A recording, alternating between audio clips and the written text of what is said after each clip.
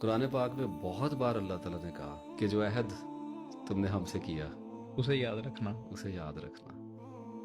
کئی بار کہا کہ وہ عہد توڑ دیا. ہمیں کہا ہے، آپ کو اور مجھے کہا.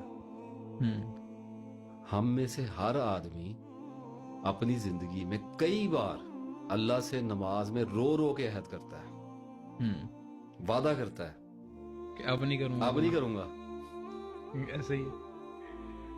اور ٹوٹ جاتا ہے. توبہ اس عہد کے ٹوٹنے کی ہوتی ہے.